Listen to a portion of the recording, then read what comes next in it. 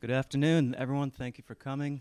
Greatly appreciate this on behalf of the Center for Finance, Law, and Policy and the Pardee Center. Welcome. Enjoy your lunch. Make yourselves at home. I'm not going to say too much because no one has come here to hear me speak. But just broadly, the topic we're addressing today is remittances and development in post-conflict states, and this is an issue that is increasingly emerging as one of the avant-garde issues in development finance. And we are working on a research project for which Mr. Hinojosa will be the keynote speaker today. Don will be introducing him in a minute. But I just wanted to say that we are fortunate to have a range of experts working on this project that were experts in remittances before the term became a household name. So now, as we turn the focus to the post-conflict context, we're very fortunate to have this brain trust to work with. So with that, Don will introduce Dr. Hinojosa. Thanks, Neil. I'm Don Terry. I teach a course in microfinance at the law school, and I'm associated with the wonderful new center here at BU, the Center for Finance, Law, and Policy. And we're so pleased to join with the Pardee Center here to do something that hasn't actually been done before. We're taking a look at the issue of remittances through the lens of post-conflict societies. By definition, if you're a conflicted society, whether it's because of a military, political, or natural event, financial event, people leave and they send money back home. But the institutions are so weak in the rest that even though a lot of work has been done on remittances over the past decade, no one yet has looked at it through the lens of post-conflict, and that's what we're doing here yesterday and today and ongoing. And it's been wonderful to see the people within the BU community. John Harris, John Lucas was there today. We had a wonderful discussion today also about health policies and how remittances can be used in these post-conflict societies. Today, and now, I'm pleased to be able to introduce Dr. Raúl Hinojosa, whom I call the entrepreneurial professor. He is the founder and head of the North American Integration and Development Department, NIED, at UCLA. And he's currently taking a short leave of absence from that because when they do research, they don't do pure research, they do applied research. And I'll let him talk about what is happening, but basically he's trying to bring the world together through mobile technology, and the focus right now will be on remittances and the ability to turn these remittances into savings and other financial products which will help leverage the $400 billion a year that goes into developing countries in remittances. 400 billion, which means that it's more than all of the official development assistance and all of the foreign direct investment combined.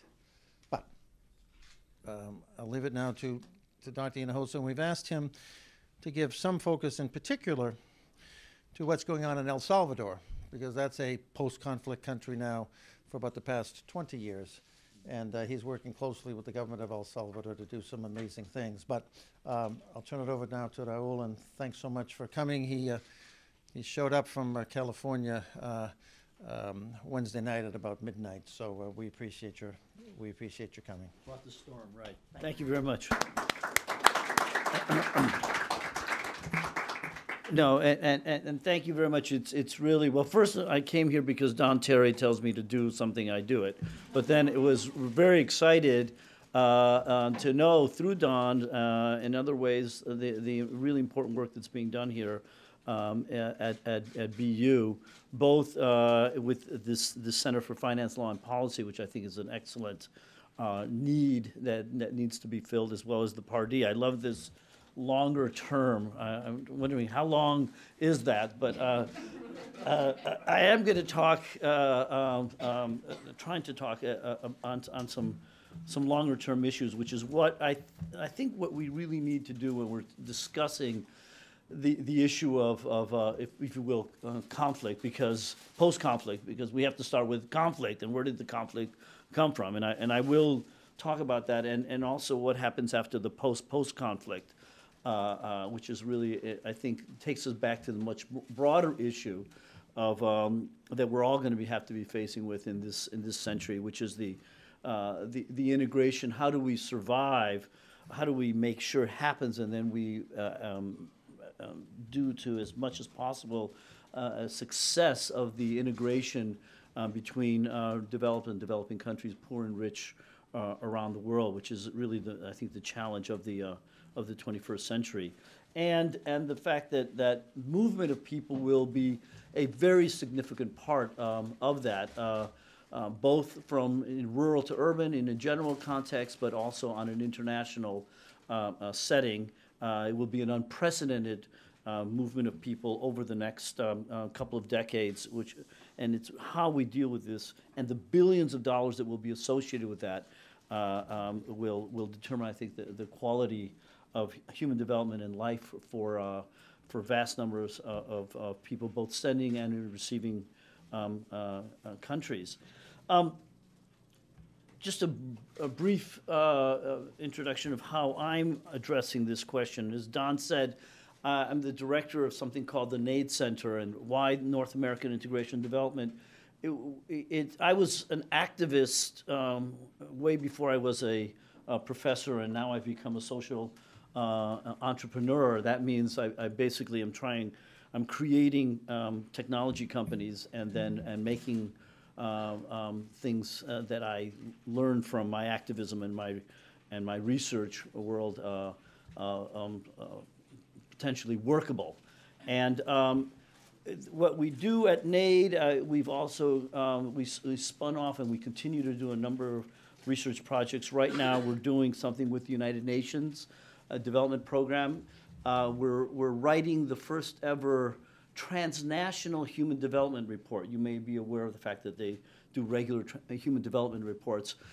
In many countries, we've come to the conclusion that the case of El Salvador, an obvious one, where more than 1/3 of the population is now living outside of El Salvador. And that 1/3 that's mostly in the United States produces 3 times the GDP of El Salvador, and has more than 3 times of the savings and financial service potential for the country outside of the country.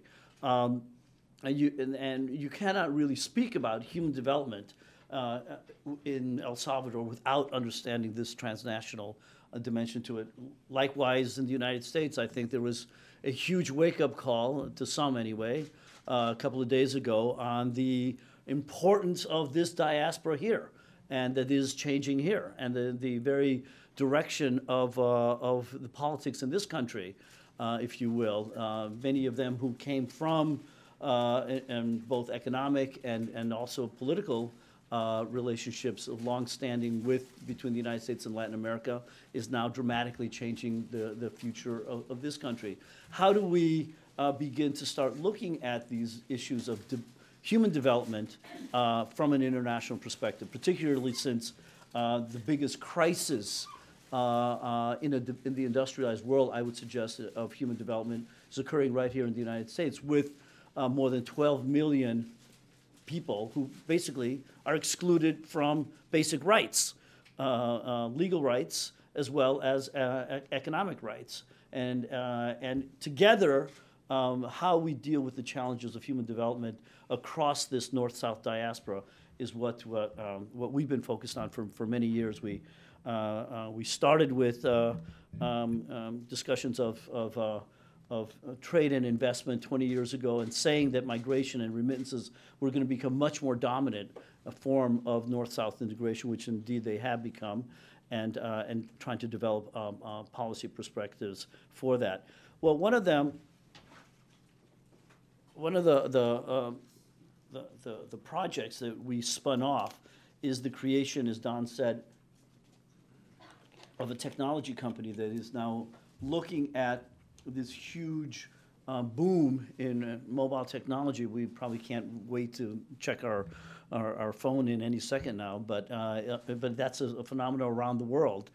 In El Salvador, it's 110% penetration, and obviously among their migrant communities here as well, even though 85% don't have bank accounts, both in home, and about 60% in the United States don't have bank accounts. So what we've, and I'll talk a lot more about that, are creating it's first in Mexico and now in Central America, a transnational empowerment project, basically turning cell phones into bank accounts transnationally, linking it with much lower cost remittances and a wide range of financial services integrated through that, and working with local governments both in sending and receiving countries. I was just mentioning that I'm very excited to be back in the U.S. this week, since coming from Los Angeles, you'll see in the New York Times, in the LA Times,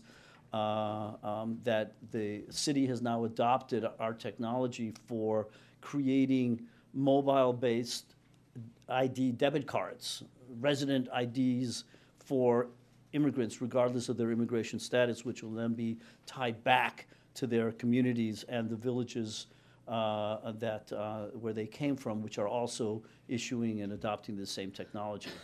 So why was the need for this? All right, and I want to talk a little bit about El Salvador as the example of where I think why I'm spending sabbatical year there while we're creating the company in the country, in a very unusual setting. I mean, El Salvador, I don't know how many of you are familiar with it, but it's essentially between 1979 1992, there was a civil war there that killed over 75,000 people.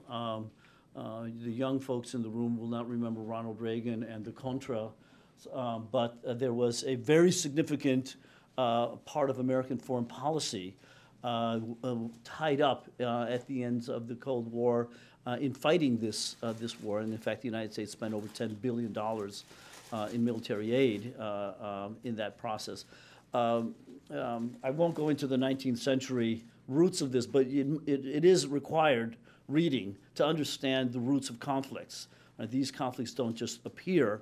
They come from a context of long-standing inequalities and long-standing injustices, and by the way, with a very important role of countries like the United States and social forces in Central America that were very involved. It is important as a result of what ends up happening in many of these conflict situations, which is that the United States is usually involved in one way or another in an element of this conflict. Many countries, of course, Europeans as well, many of the developed countries as well, very involved in these conflicts in one way or another. And a lot of the migration, which inevitably usually results from these conflict environments, end up being in the developed countries. El Salvador being a very prime example. Before 1979, there was basically no migration from El Salvador to the United States. It was literally a minuscule, more high elite population that would travel to the United States. But as I said, from the time of the war until now, more than 1/3 of the population has left, and it's very important that most of that occurred during as a remittance. I mean, excuse me, as a refugee population that came to the Washington D.C. area and Los Angeles, where a lot of the networks were set up as refugees. Receiving networks with a lot of the solidarity that came from the United States, actually involved in trying to stop the war and or at least move the war towards a negotiated position, which was the position of the guerrillas during most of the conflict, trying to get towards a negotiated solution. It eventually did reach that in 1992, interestingly enough, because of the role of the diaspora that had already begun to make its presence felt here, along with solidarity movements. I think that that's very, very important to take into account. The peace treaty that occurred between the right and the left in 1992, it tried to create the context for a development agenda going forward. And what's very interesting, a lot of us at that time were saying, well, you know, it would be very interesting to see if the level of U.S. aid will continue in a post-conflict environment, which of course it didn't. From around $10 billion that were spent during the 1990s, we've dropped down to at most on the order of a few $100 million a year in the post-conflict. That was, in a sense, to be expected. But what was not to be expected was the expected at that time. A lot of people didn't expect it. We suggested it was going to happen. Was going to be a huge boom in remittances, which are now over 20% of GDP, and essentially the much more significant than all direct foreign investment and foreign aid, obviously combined over this period of time. Now, what was interesting is that the conditions for development in El Salvador teaches us a great deal about the question of development, both in a post-conflict society as well as in a transnational economy. El Salvador is seen as a star reformer. All right, there was probably not one country you can point to in the Western Hemisphere or anywhere around the world that essentially very tightly followed many of the prospects of prescriptions of well, where I went to get my PhD at the University of Chicago. In fact, most of the policy work that was created for the country was generated through think tanks associated with the University of Chicago and also associated with the so-called Washington Consensus. The star performer Larry Summers across the river used to, people have mentioned this, that El Salvador not only did the structural adjustment, it did the free trade agreement, it did a series of fiscal reforms, and it even adopted the dollar, which was not a very Chicago thing, but was nevertheless adopted and supported by the conservative forces as the model for increasing investment. What we've actually ended up seeing is a very poor performer, significantly low rates of growth, and increasing dependence on remittance as the primary mechanism, but with very, very perverse effects. So what I want to talk a little bit about is what we're defining as the vicious cycle, if you will, of post-conflict transnational relationships, which are not only increasing elements of inequality within the country and also actually in the United States. The Salvadorian population, as well as other migrant populations in the United States, represent the largest growing source of, if you will, the base of the pyramid in the United States in terms of lack of access of a number of ability for economic growth and of income. And what we're looking at is how are these dynamics being transmitted both through a migration system, which is still primarily undocumented, even though in the case of El Salvador, there is something called TPS, temporary protective status. Most of the population is still coming here as an undocumented population and basically living at about less than 20-25% average wages than compared to what they would probably have if they were legalized. And what we've done is mapped out village by village, zip code by zip code in the United States. I don't have my internet, but I'll give you the website that allowing you to look at this essentially very dense corridors of migration, which we're tracking in the UNDP report, that essentially look at the ways in which the inequality in access to human development in El Salvador is linked now to inequalities of access to human development capabilities in the United States. And like I say, this is not only being maintained through an unequal access to immigrant rights and labor rights, but also through the fact that they're unbanked. The highest concentrations, for example, in Los Angeles, where I live, where actually is the largest Salvadorian city in the world. It's actually bigger than the capital of El Salvador in terms of its population of Salvadorians. It's not only high, we have more than 1 million undocumented families. About 200,000 of them are actually Salvadorian undocumented families.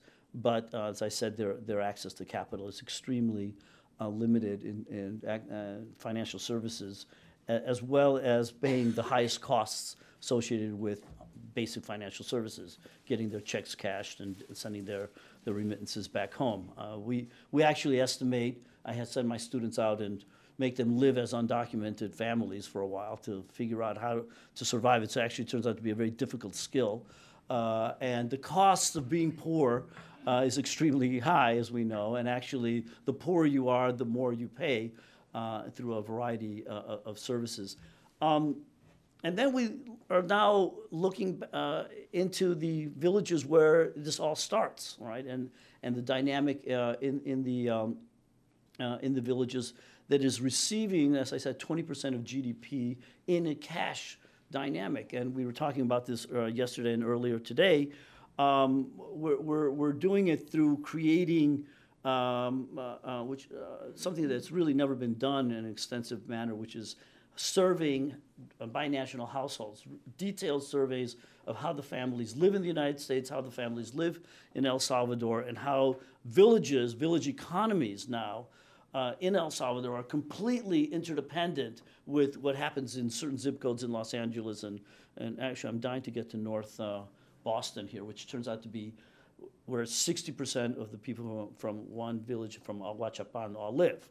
All right, and how, because they're one of our cases where we're seeing that that the village back home not only depends on that remittance for the equivalent of almost 90% of GDP, of the local GDP, but it is very interdependent with the prices mechanisms that are going on in these villages. Land prices in the immigrant sending areas and the remittance receiving areas are now skyrocketing, all right, such that it really doesn't even make any sense for people, and not only land prices, but health prices. We were discussing health earlier today. It's extremely expensive to go to a doctor in many of these rural areas, and the first thing that they're going to ask you when you go into a clinic is not whether you have insurance like they do here, but whether you have an immigrant family or not, because that's how they know whether they're going to get paid or not. So the same thing on the educational system, and making it that when you go to these communities now and you ask the children, you know, what do you want to be when you grow up? Everybody's hand goes up and they want to be a migrant. All right, that's what you do, right? That's what we're preparing for. All right, I mean, I saw the same things in villages throughout most of south of Mexico, which are now entering into this dynamic. At the same time, production, local activity, rural activity in a country that's extremely biodiverse and very productive, which is why it's the most densely populated country in Latin America. It really has a very high rate of potential productivity, agricultural productivity, is essentially has been abandoned for many reasons, leading even before the war, concentration of lands in export agriculture, and later now it's basically abandonment of land. It doesn't make sense for many people, both in terms of having access to very high-priced land, as well as the opportunity cost for labor has gone down significantly compared to what you can be doing. So actually, the good news is there's reforestation of the rainforest going on now throughout El Salvador through this declining in population. But it raises a number of very serious problems for the future of the country, obviously. The main thing is that El Salvador is one of the most rapidly aging countries in Latin America. And like in Mexico, you're probably going to be in a situation where this remittance boom, this is going to, just like previous oil booms or even other speculative booms, are going to decline. And we're already seeing declining rates of entrance into the migrant stream. Not unlike, actually, other countries that have experienced Southern Europe, for example, which had huge migration. Greece was actually the #1 migrant exporting country in around 1970, from even more than Spain and Italy. And now it's zero outmigration and zero remittances. Actually, it was part of their problems. We're looking at longer-term dynamics for El Salvador, and that, in a sense, they have a very short period of time within the next couple of decades, and clearly that all has to begin in the first decade with significant reform of a really significant type, associated with this momentary boom in remittances, which is definitely sustaining levels of consumption and income growth in certain parts of the country. But if you look at the households in the villages that are receiving remittances compared to the non-receiving remittances households, well, obviously the ones receiving remittances are doing extremely well. The income, the inequality is growing between the receiving and non-receiving. But when you take out the remittances from those households, they're actually much poorer. Poor in terms of assets and poor in terms of their ability to sustain themselves over time. And we're doing projections in terms of what would happen to these local economies without remittances or the country as a whole, both macroeconomically and development options, does not look good. So interestingly, about 3 years ago, the guerrillas who were fighting in the countryside, who then did the peace treaty, won a democratic election. Actually, very few cases where that's happened, and I was invited by the government, by the new government, to come and figure out, well, what can we do? This work that we're doing in Mexico, what types of things could we be doing in El Salvador? So we looked at this vicious cycle, working with the UN. It's vicious cycle in the sense that it continues to deepen not only then the dependence of the country to outmigration, but of a certain type of outmigration in a context of very low rights, obviously, and then which actually ironically is feeding the demand for more immigrants in the United States, right? Federal Reserve of Atlanta just did some very interesting studies that part of what's happened over the last 20 years in the United States is as a result of us basically depressing immigrant wages through our immigration system, where we've been increasing the demand for immigrant type of labor, particularly type of immigrant labor, and distorting the industries that are actually now growing even more dependent on this immigrant labor. So how do we, the question is, how do we systematically go reversing this? What are the policy options? Well, we're also looking at, what has the United States tried to do over the last 20 years?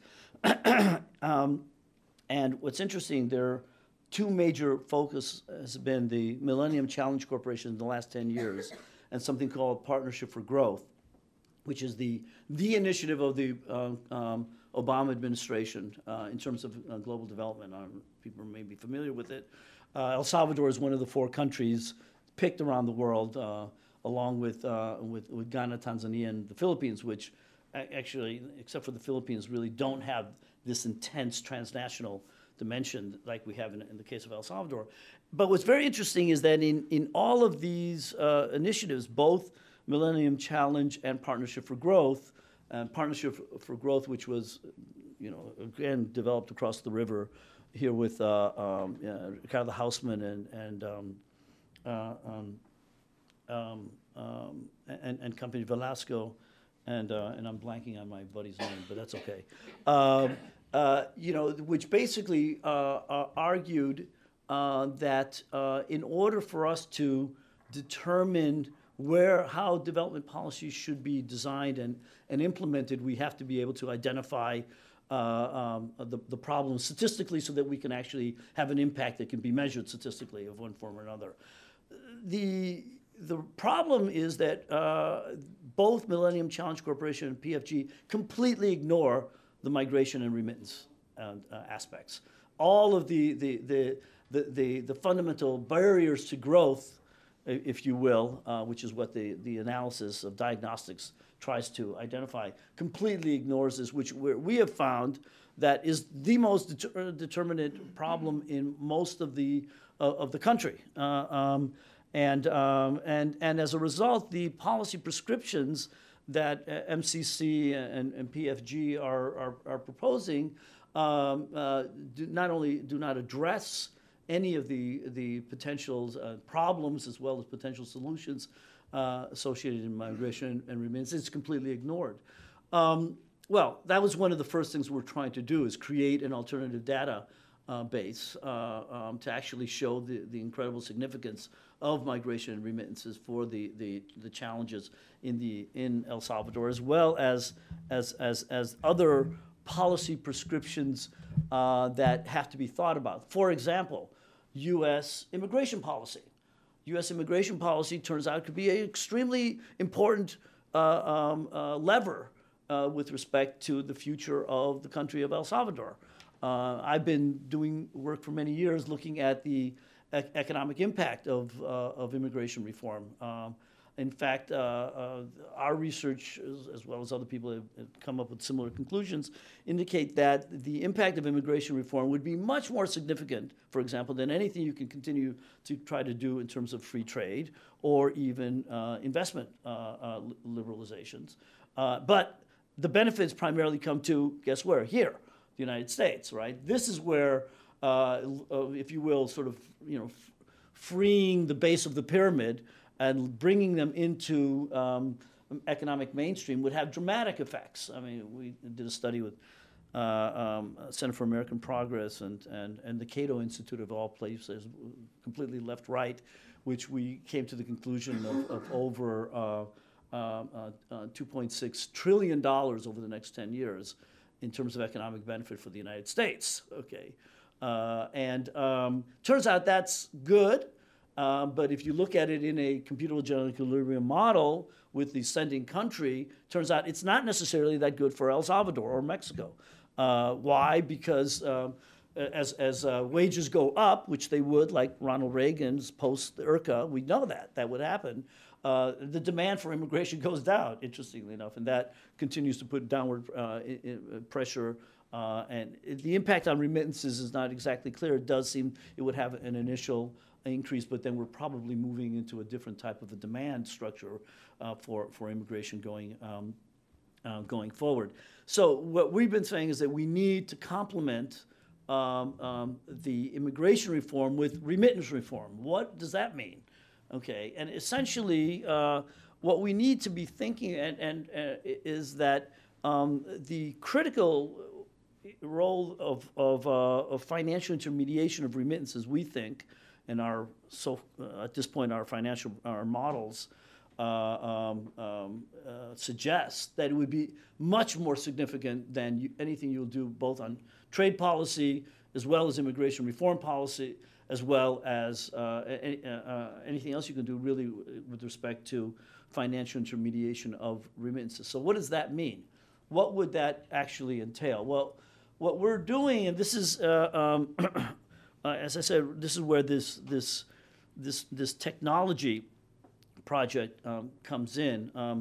I must say I'm also sort of inspired to talk about this again across the river on that side The Poverty School Center, right, is designing one way to think about how we diagnose policies, which is sort of a randomized testing approach, if you will, to impacts of policy. Well, we're sort of taking a bit longer term, if you will, way of thinking about things, is trying to diagnose the nature of the problems and coming up with solutions, and then implementing the solutions, and then testing the implementation of that. And for that, you really need to have a wide range of pieces in place to understand the roots of the problem. What is the problem? Why is it that we have right now remittances primarily in a cash environment? Why is it that is it a problem of the banks? Is it a problem of the regulations? Is it a problem of the inability of microfinance and credit unions to break into this? So we've been analyzing all the various components in the migration in the migration and remittance flow to try to see, well, what type of interventions would need to be done, all right? What would be required in order for us to create an international, transnational ecosystem that could potentially give access to banking, financial services in the North, which is what you have to have as a part of it, as well as access to financial services in the South, and take advantage of the new technologies that would be able to allow for this to be afforded on a transnational basis, such that individuals and communities, families could then make choices and then make sure that this financial intermediation somehow gets into a situation whereby this Dutch disease, if you will, this dynamic whereby remittances is primarily in a cash environment, could be reversed, and that what you're seeing primarily is the ability to leverage these financial flows and these financial services for productive activities. It turns out, long story, 5 years of about $10 million I've spent in the last 5 years trying to do this, is that it comes down to becoming a processor. What does that mean? A financial processor, okay? All of you have debit cards in your pockets. When you go and pay for this lunch, it goes into a POS machine, and then all of a sudden your money is somehow taken out of your bank. Okay, who does that? Well, it turns out there's these things called processors that do that, and do that within countries, and they're multi-trillion-dollar businesses, literally on a daily basis. So what we had to end up doing is developing a series of technologies and linking them together to then provide banks the ability to provide these services to customers who, for many reasons, they've never wanted to have anything to do with it, which is why they're unbanked, and then make it really affordable and attractive for immigrants here, and then unbanked rural recipients back there to be able to have access to all of this. So it turns out it's a very complex social entrepreneur process that I many years went to talk to the heads of Citibank, Bank of America, First Data Corporation. I don't know if anybody ever heard of them. Anybody know who they are? They're the biggest processor on the planet, right? And at one point they owned Western Union. So Charlie Foti, CEO, I went to see Charlie and said, look, I figured this out. I'm a tenured professor. I don't have to do any of this. Why don't you do this? I'll help you. And they said, look, for us to move our ship, and I heard this from Citibank, I heard this from Bank of America heads, for us to change our business model to care as much about this and to implement this would cost us $1 billion. And you're a jet ski, you do it, and then we'll spend $1 billion to destroy you or buy you. Typical. So we sort of went crazy and tried to do some of this. And it turns out it can be done. It can be done. You can reduce costs. You can get acquisition of new customers, if you will. That's in a sense the cost variable that many of the banks look at this. It can be done and get this technology into people's hands. That's the first step, so that you can, and we reduced remittance costs by about 75% with respect to Western Union. And you can send through a prepaid debit card in the United States to an account in El Salvador linked to a microfinance institution, and a savings account at a microfinance institution now. So that part of it could be solved, it turns out. It was, the banks, it was not in the interest of any national bank, either in the United States or in El Salvador, or things like Citibank, which actually exists on both sides of the border and could potentially do that in order to provide that type of a service. So that's why there had to be this type of intervention to create, if you will, the medicine. Before then, we can then test the impact of the medicine in randomized testing. Okay, well, and the critical issue was then how do you then make sure that the savings that are then generated could in some way generate a flow of funds into productive investments, all right, in the immigrant sending areas. And that's what we're still we are working on that. We now are working with 25 municipalities, working with about 4 MFIs that are then partnering with us, so that through this savings mechanism, we partner with other financial institutions to match those savings, to create risk pools that can then reduce the cost of lending in those communities, and establish these local MFIs to generate focus on productive activity in the immigrant sending areas. Turns out it's having a very dramatic effect both in interest of a lot of people to adopt this, which we were not necessarily surprised, but we were also pleasantly happy to find other research that was predicting the same thing. Dean Yang from University of Michigan did a study of Salvadorians in Washington, D.C., and in this sort of experimental mode asked and did a survey. Here are immigrants sending remittances. What happens if you allow those immigrants to be able to send to a savings account? What will happen to the amount of remittances that they send? And it goes up.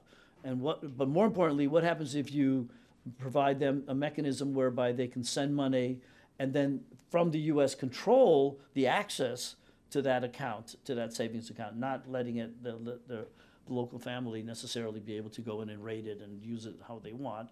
It went up even further, right? So the solutions are there in terms of getting this flow into intermediation, and it would come from providing greater choice to families that they would seem to be, and we're finding that naturally would respond to the existence of this type of alternative.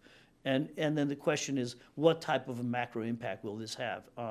And we're now looking at the villages. We're going to be doing this for the next 2 years before the next election, and see what type of impact will it have. Already, the first year, it's created in association with other financing institutions, an increase of more than 100% access of financial credit, okay, into these rural areas. And we're now going to see what is the impact in terms of production. I mean, this is actually investment that has occurred over the last 9 months. So, what less broader types of lessons do we hope to be able to draw from this? Well, I think the issue is that in a not only post-conflict environment, but in a general context of a challenge of North-South integration that is increasingly being linked through migration and remittances, the potential for taking even an element of these $400 billion that Don talked about, the case of El Salvador, where our goal is to go at about 10% of the flow into a savings instrument and converting that into investable funds in these particular areas. that would be about 5 times what the Millennium Challenge Corporation and Partnership for Growth is per year. We would be increasing by more than 5 times what they're planning to do over 5 years. We'll see the how do you get to scale on some of this? We're trying to be able to create a new type of a financial product, a savings bond, that can then be used in a couple of other countries. And we're looking into Mexico now, introducing the same mechanism, so that essentially that savings instrument that you're affording immigrants through their resident ID cards in California, for example, can then be able to then actually have a term of a year with an interest rate probably we're looking at about 6% interest, which in the case of the United States is a pretty good rate of return on dollars accounts, and then how that bond could then be issued by a local financial institution backed with other development finance entities that would leverage private investment into these MFIs for these purposes, and then we're trying to replicate that now in the Mexico setting as well, and hopefully then we'll be able to actually measure within the next year and a half the both regional development impacts and macroeconomic impacts. If we are achieving our goal, it will have a significant impact on both definitely regional impact, probably increasing by over 25% the access of in rural production in the country, and with a very important impact in terms of macroeconomic growth. I should mention, just end with one thing that we're doing. Also, the idea is once this technology is there, available, it can be used for many things. These mobile-based debit card technology, which is transnational, is not only being used for remittances and for savings, yes, but now it becomes the conduit by which everybody that has one of these can also access other types of financial services, like microfinance, like microinsurance, extremely important. A whole range of insurance products, which are relatively small scale, but and part of the problem has been how to make these available.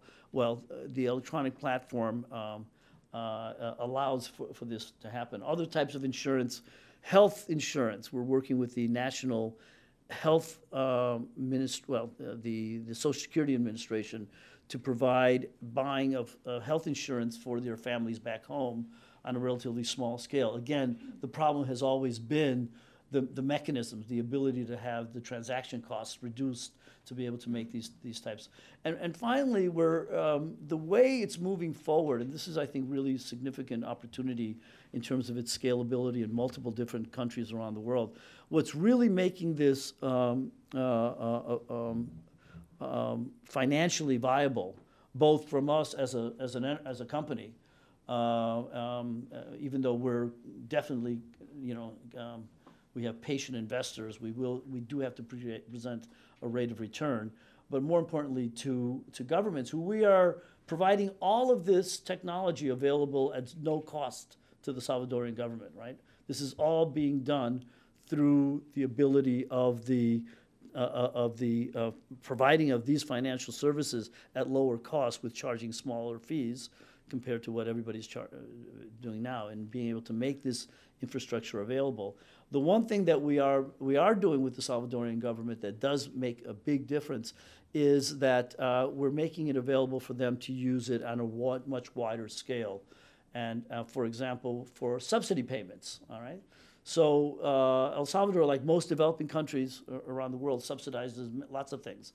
In the case El Salvador, one of the most expensive ones is subsidized liquid gas for cooking, right? So everybody in the country right now gets a subsidy because they can't afford the international price. Nobody would eat, and it's just too expensive to survive this way. So what they've been doing is lowering the price of gas through a few $100 million subsidies, which the IMF said, no, no, no, you're not going to get away with that anymore. You got to stop that. So through the debit card mobile technology, we were able to give one to every single household in the country. That was very important. And through this debit card to every single household, not only can they get their remittances and their microfinance, they will also get their gas subsidies payment, which can only be used to buy gas. And how do you do that? By creating the ecosystem of the 40,000 stores in the country which sell gas, which, I mean, that may not sound like a lot of stores, but in El Salvador, that's the full universe of stores, of which there's only 5,000 of them that have got POS machines. The other 35,000 don't, but they do have cell phones. So we had to convert the cell phone into the mechanism that could either read the card or through cell phone to cell phone make the payment of the subsidy and really target the subsidy.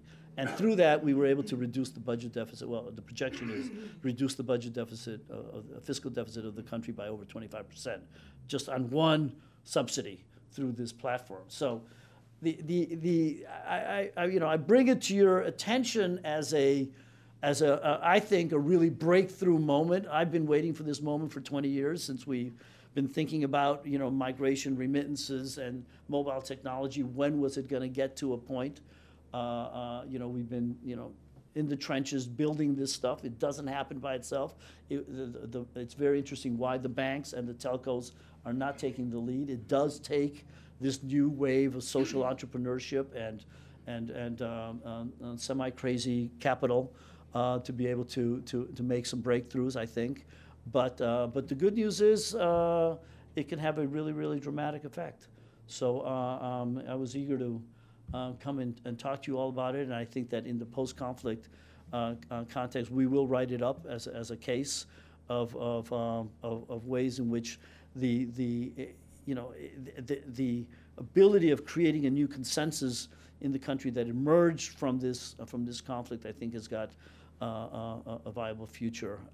Ironically, by leveraging this dynamic that comes from a lot of conflict and a lot of suffering, and continues to live in a context of a lot of suffering, but can be reversed and can be turned around, and of great benefit for both the sending and receiving countries. Thanks a lot. Thank you.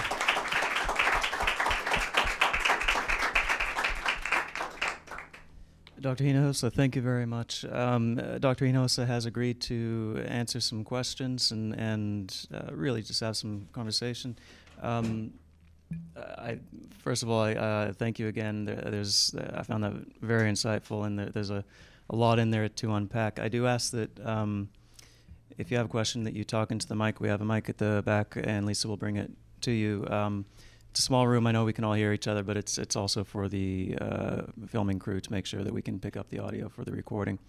So with that, any questions for Dr. Hinojosa? Lisa?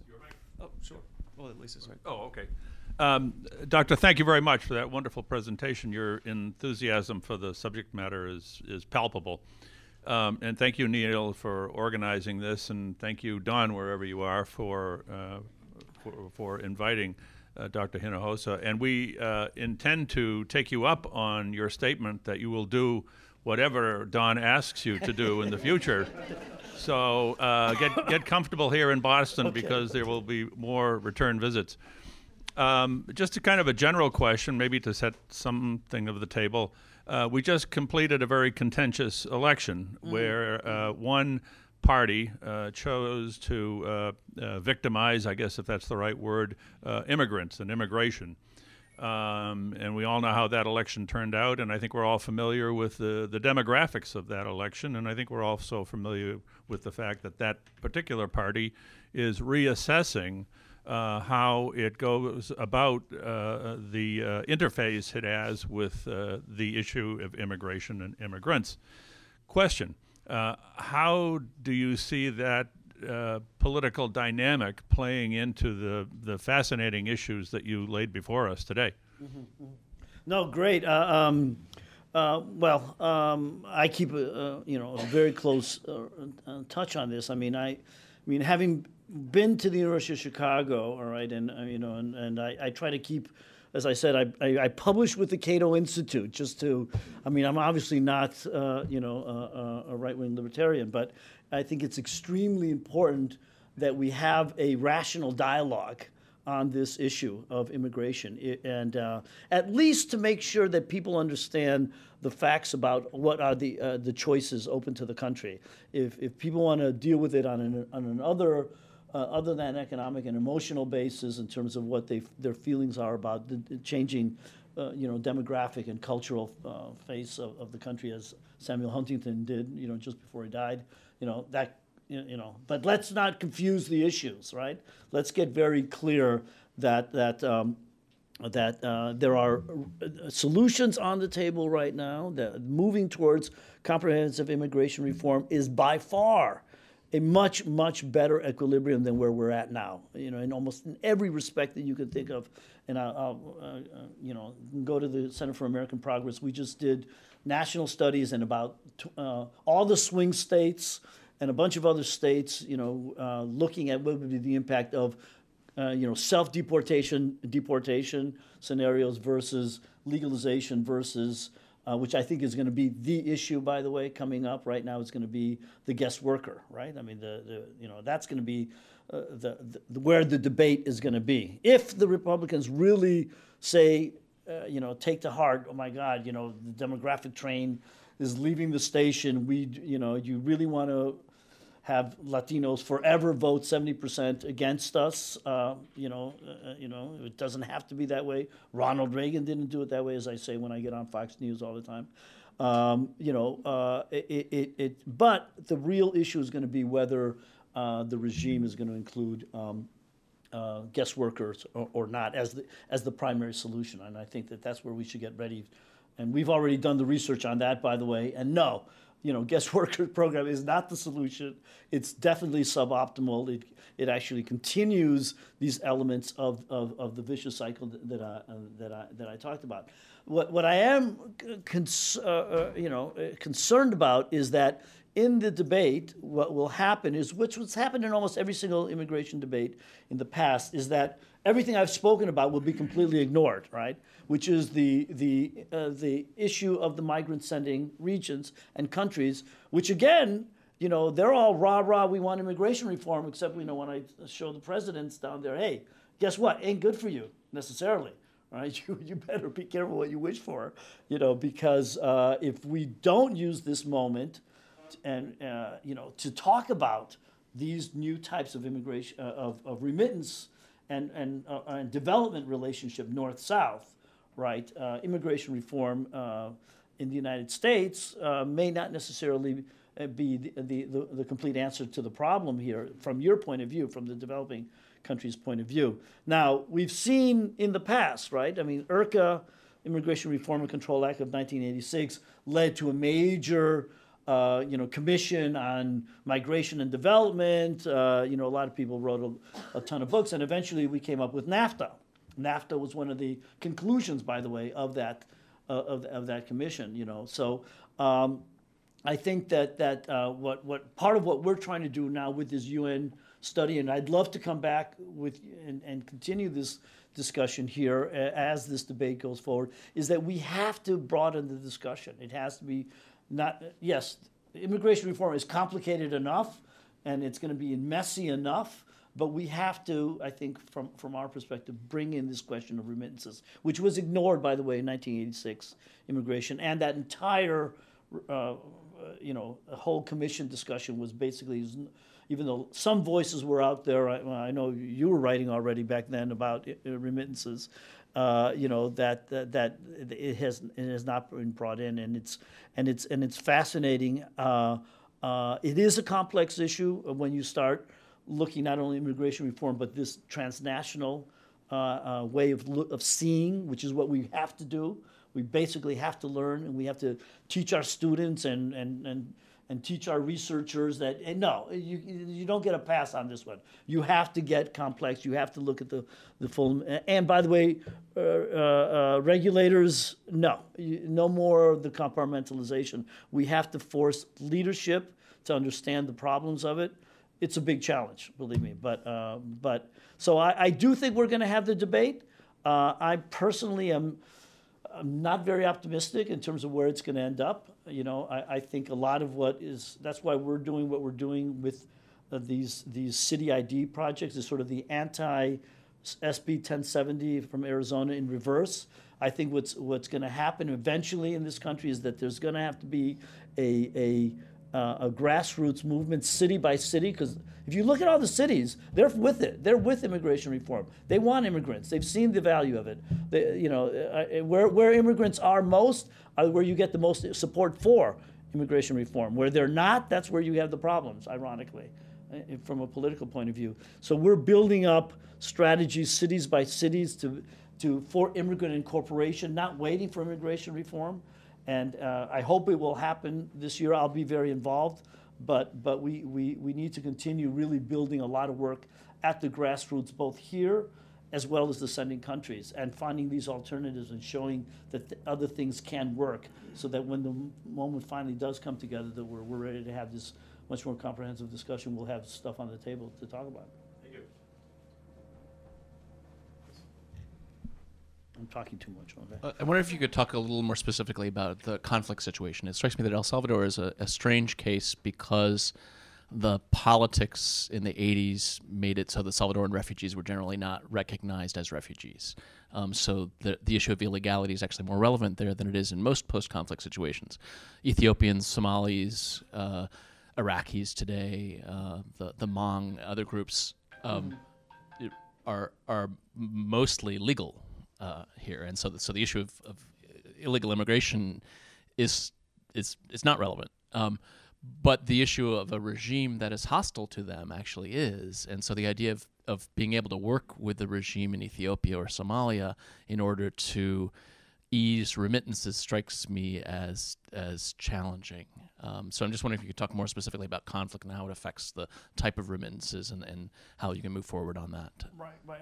It would be more relevant, comparative would be what was going on in El Salvador during the conflict and what was going on with remittances, which is, by the way, when it started, when it did start, and it was and you do get into a very serious question, because where the remittances were going, right, are not necessarily where the governments want them to go, right?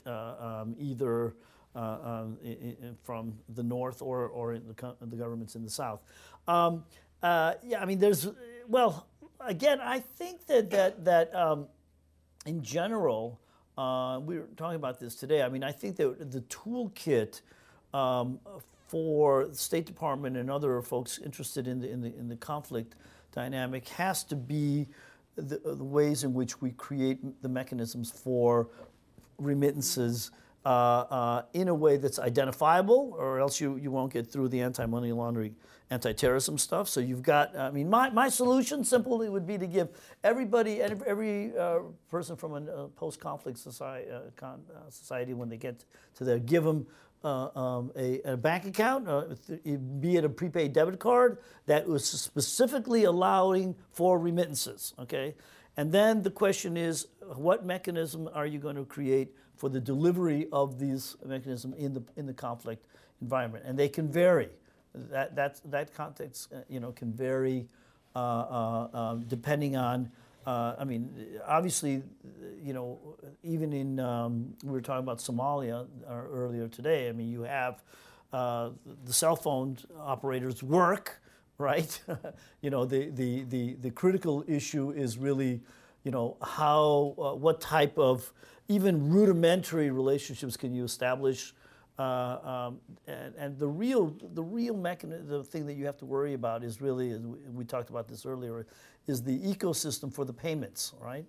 I mean, how we from a technology point of view, you can solve the question of getting, I think, very clearly identified financial flows that are KYC, AML compliant into the country, and actually with information associated on the cell phone and even an account, a pretty easily identifiable, easily set up account.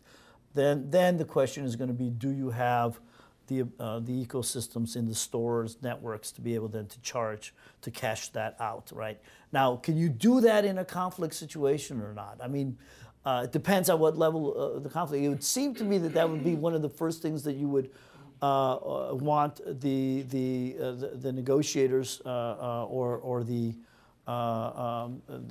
governments, even in a conflict situation, to at least try to focus on, right? And to get people to say, okay, let's at least not let the people have to suffer as much as possible. And they would probably, most sides would even agree on letting what is mostly legitimate remittances go through, right? I mean, people want to stop anything that's going to obviously go to any particular, political force or payments of a large scale that are going to facilitate the conflict of another. I think actually the technology is there and the transparency is there to make sure that that's not what's going on, what you're not facilitating. The issue really I see is that you're still. I'm still blown away. I thought, 5-6 years ago when I got into this, that I'm already too late. The technology is just going to be. It's for me it was so obvious, and I'm not a technologist that it would have been already adopted. What's fascinating about this is 5-6 years later, it's not getting adopted. The banks and the telcos are not adopting basic, really simple technologies. And what it has to do with this problem. It's the institutional organization issue of these remittances. Even though the cost could be a lot lower, the security questions can be much more handled transparently than you could ever do with Western Union or anything like that. But the regulators and the governments still don't get it. And how do we begin to educate them? And even the multilaterals, financial institutions. I know Don did incredible work, forcing Washington D.C. to sort of take note of remittances in general, but he can talk about it. It's still astonishingly sort of low level of technology adoption. A lot less than, for example, what the peasants of Kenya did when M-Pesa showed up. They were quick adopters.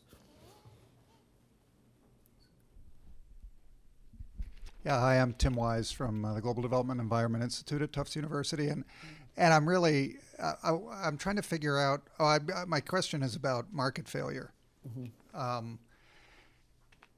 and your story I kind of can't figure out quite where you fit, except that it seems like you're living within the vast caverns of market failure in the global integration process. You have a for-profit enterprise, right? Venture capital funded, trying to provide services, trying to get uptake. But I guess I'm curious. I guess I interpret what you're doing as responding to vast, yawning market failures in financial services. And having studied Mexico, where, what the last agricultural census showed that 5% of rural producers have access to formal credit in Mexico. Right. 18 years after NAFTA. Yep. Massive financial integration, no barriers to entry. Right. So I'm curious if you could talk a little bit about the nature of those market failures, because you're living them, right? Mm-hmm. You're deep in the middle of them, and I have to say, we've all lived through the financial crisis now, or we're still trying to live through the financial crisis, and so we have a healthy respect for the shortcomings of liberalized financial markets and leaving it all to the private sector to make its own smart decisions for the benefit of society. But even the worst cynic in me kind of can't believe that something that can be that obviously both demanded and potentially profitable isn't adopted. Mm-hmm. So could you talk about that? Well, this is actually, I've actually not yet to find a good sort of theoretical models that even deal with what I've learned by getting out of the university and basically doing fieldwork in boardrooms and in development labs, okay, and government agencies. It's layers of market failures, layers of institutional failures, all right, at a moment of rapid technological change, right, that are all essentially siloed in old technologies and old ways of doing things, and who are yet to figure out, are still trying to figure out the cost relationships, so that in terms of what's next. I must tell you that having done that now, I'm already sensing a bubble. Okay, when I started getting calls from $100 billion equity funds, something's going on here. Okay, somebody's beginning to figure out, oh my God, there's a ridiculous amount of money that's going to be made here on with essentially the convergence of mobile and essentially money in the cloud. Okay, that's what's going to happen. All right, you can forget about the old cost structures of traditional banking. The corner store, the corner bank. Already this city is littered with these banks, right? These huge pillared institutions. They're gone. None of those. Those are all now, cost plus stores or something, right? Okay, so now it's these sort of smaller banks, right? These new types of Bank of America. A lot of these, they're closing down those traditional types of stores as well. They're going to go downsizing. The question is going to be, at what point does this convergence of technology going to move first in the rich countries, right, which is already beginning to happen. In the developing countries, I see that happening even less. In fact, I'm seeing it in the opposite.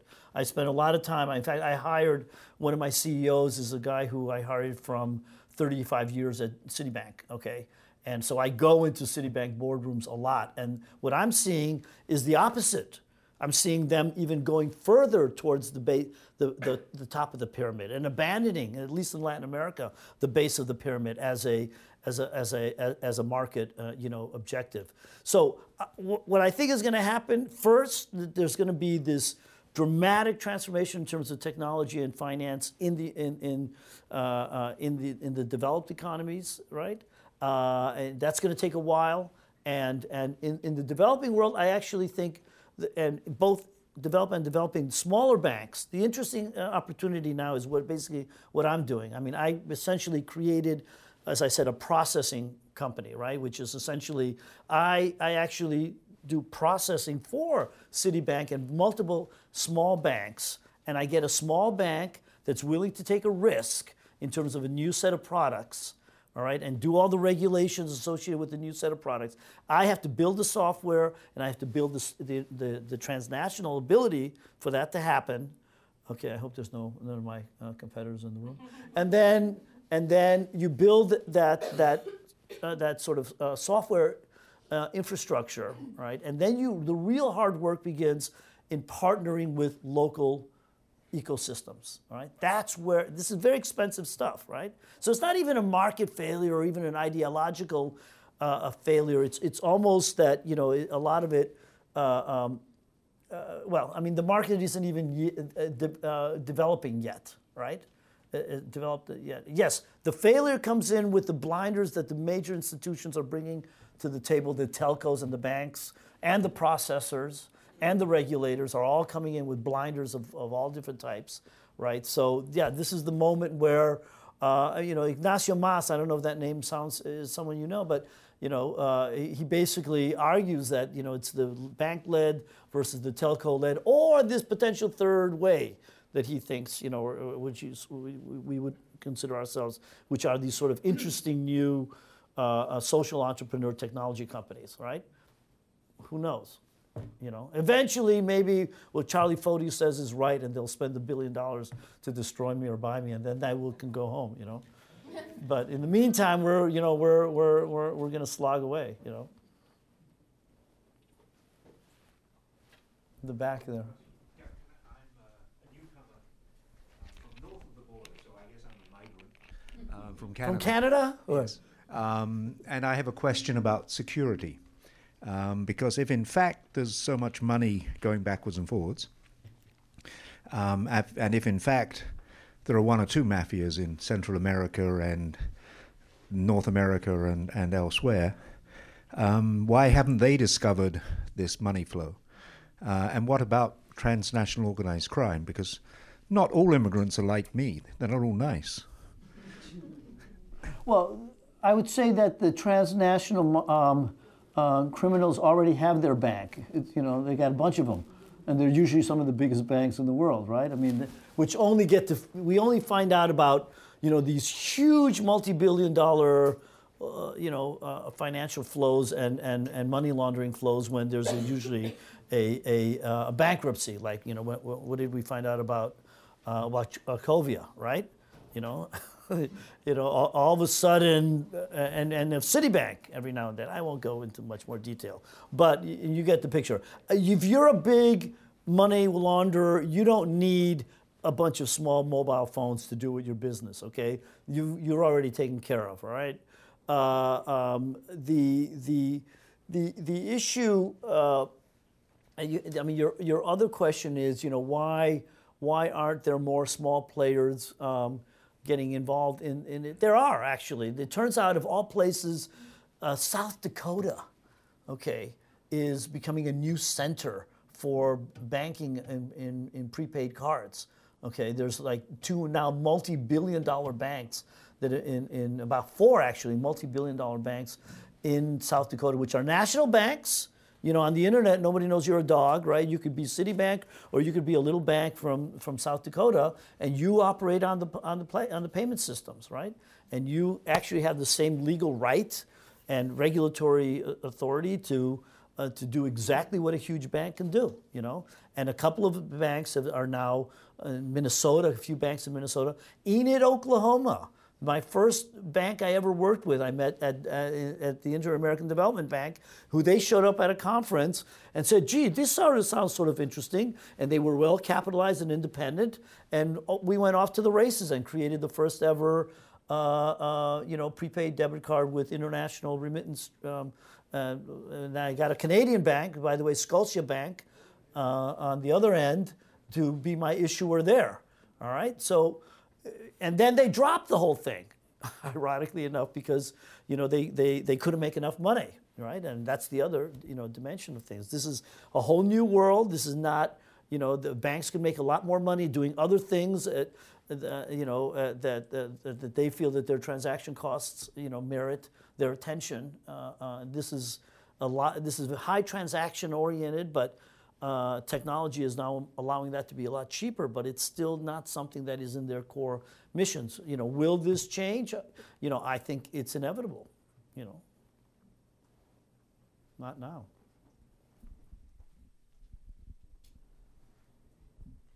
Thank you very much, and I'm glad that you're looking into this issue and you're helping to create the financial and the technology infrastructure to, help people who want to remit money, to make it very easy.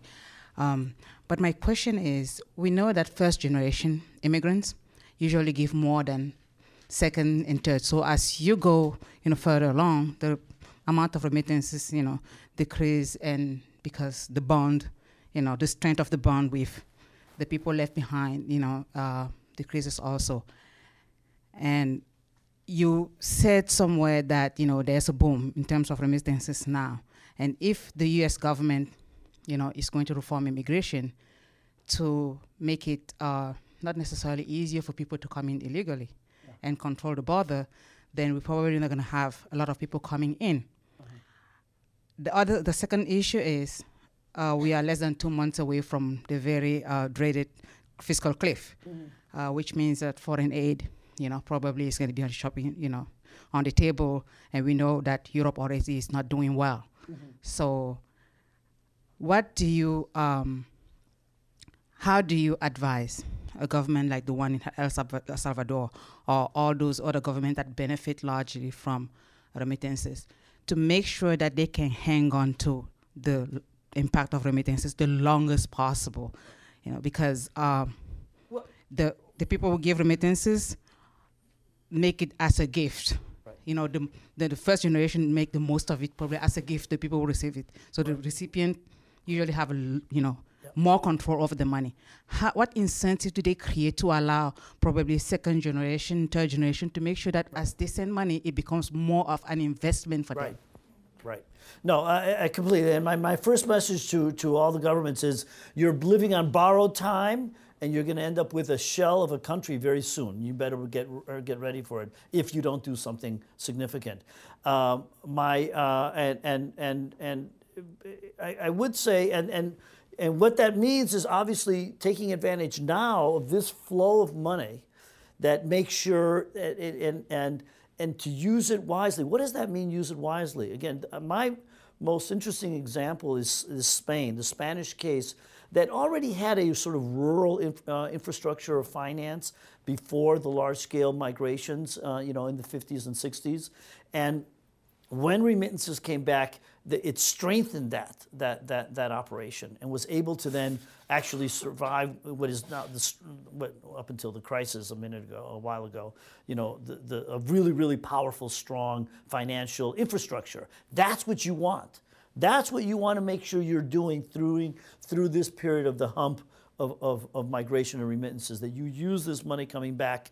Forget about trying to just, trying to do small-scale investments one at a time with a few immigrants or even with hometown associations. That's a waste of time. You've got to get serious about the strategic value of this money in terms of building an investment, a financial infrastructure. Okay, that's number one. Number two, you're absolutely right. I mean, what's interesting is that the second generation. It turns out it's not that simple that they all forget. That they all want to forget. Okay, in fact, a couple of very interesting new studies on the second generations are actually showing that you could potentially even have an increase of interest back home if you create the right type of bonds. I just got an award at the White House and Hillary Clinton called the Champion for Change Award. Okay, and Hillary Clinton, was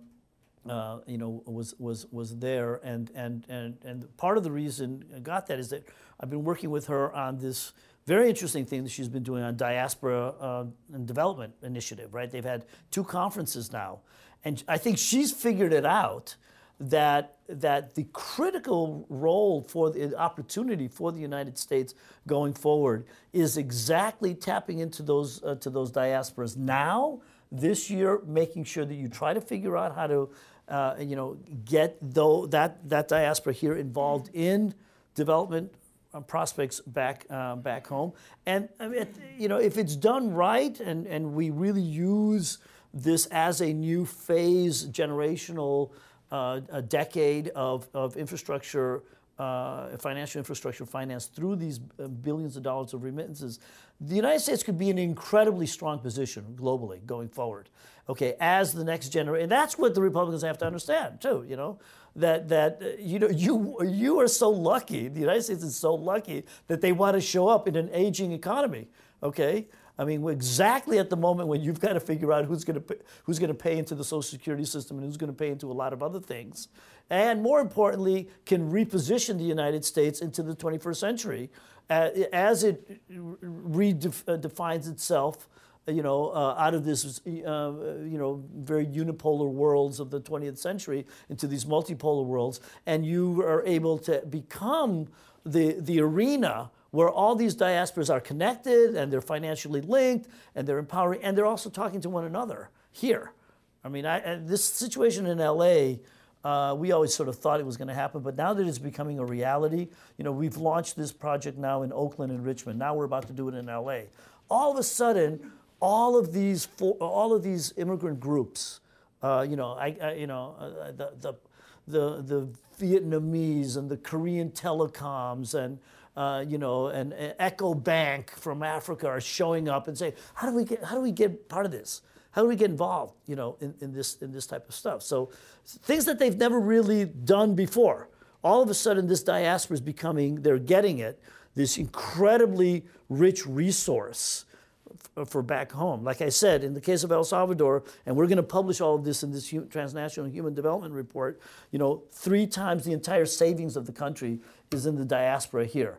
Can you provide us products that can actually attract that to your country and then have all types of benefits from that? Yes, you can, right?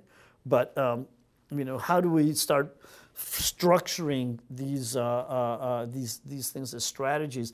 And that's the final point. I mean, I think what's really interesting about the election is that it is the son of a Kenyan immigrant. Hello, this is a very interesting country right now. If people are sort of like get over that it's different than it was before. Yeah, it is different. And now let's try to figure out, what does this difference mean in terms of what it could potentially mean in terms of its global engagement. It's a really interesting moment. Final question.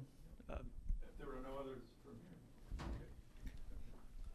here. This is a suggestion wrapped in a question, I guess. Back when the Bank of Americas were acquiring the fleets, in exchange for the regulators approving those transactions, they were required to make certain payments to community groups to further the CRAs. CRAs, exactly. It was just announced last week, I believe, that HSBC has reserved $1.5 billion for future penalties that it is going to have to pay for money laundering offenses. Standard Chartered has already paid $273 million to the regulators for those offenses, and there are more to come. HSBC says that $1.5 billion probably won't be enough to cover the penalties. The challenge is this. How about you and our center partnering to approach the regulators and say, wouldn't it be a good idea if you allocated some of that largesse to addressing and solving the problems that you have focused so eloquently for us today? Deal. So Don doesn't have to ask? Right. I'll give you my number, all right. I do think it's got to happen. Don and I were talking about this. I mean, he basically hired all the regulators in Washington at one point or another in his career. So I do think that I'm shocked, frankly. Walking through the halls of Treasury, how little things have changed. I was there 20 years ago. And that's how I first met Don, actually. We were competing over the same pot of money because I was working at the Council of Economic Advisors during the first Clinton administration under the NAFTA. And we proposed and worked with Clinton during the campaign that this sort of third way of NAFTA, just saying no was not the answer. Fine. You needed to, yes, do something with NAFTA, but we created something called the North American Development Bank. That was my idea. All right, this was a $3 billion institution, right? They never let it work. I mean, having had the Congress vote on NAFTA, including this, which swung 20 votes, or else they would never have had NAFTA, and I got blamed for this. And then the bank got created. It was funded with $3 billion, and for 10 years, nobody in the Treasury Department would basically let them use the money. Why? Because it was forced upon them, right? I mean, there's real serious, cultural, bureaucratic problems, okay, in the financial regulatory world, okay. That is going to be but yes, I think that it is a moment where, new ideas, you have to begin to force change on them, and part of it is that people are usually fighting the last wars, always, including this. We were talking about this yesterday. The Consumer Protection Bureau and the way in which the rules on remittances are being drafted was really, these sort of transparency rules, because we all sued Western Union 15 years ago because they were completely untransparent, and now these transparency rules are actually making things very difficult in terms of how quickly you need to move and make flexible, these new remittance products, right? So yeah, I'm completely down with you. We have to create mechanisms to get, the regulators to understand that they have incredibly powerful levers, in their hands. CRA, I mean, I've yet to find an example in 20 years of how you were really effectively able to leverage the CRA commitments, from banks, and even to do local development, which is what they were supposed to do, right? I mean, this was like the anti-redlining stuff, right? You were supposed to get them to commit to, we will commit to, yeah, and they ended up doing a lot of subprime lending, prime, but can we get them to think about it internationally? You should. I mean, there's Citibank owning, Banamex and Banco Cuscatlán. You've got HSBC is everywhere, right? I mean, but can we I'd love to explore how we can get them to use their CRA. I'm sorry, the Community Reinvestment Act that was forced upon the banks after 1974 when they impeached Nixon, and there was a great new group of congressmen that basically got elected and did really radical things and basically told the banks, okay, from now on, anytime you sell anything, you've got to make some real commitments that you're going to do stuff for poor people, basically, I don't mean to suggest that CRA at all. Oh, I'm sorry. I'm not saying that CRA is the statutory authority for doing this at all. I put CRA aside. Okay. I'm just saying that there are literally billions of dollars in fines and penalties that have been and will be paid. So there is a pot of money that is substantively related to what we're talking about here today. And if I'm HSBC or Standard Chartered, I can pay a fine and suffer the reputational damage, or I can pay the fine and do something productive at the same time. And there might be some commonality of interests there. Very, very interesting. Maybe we'll let you keep some of the money, but you have to invest it in this way, which would be very interesting. Service. Exactly.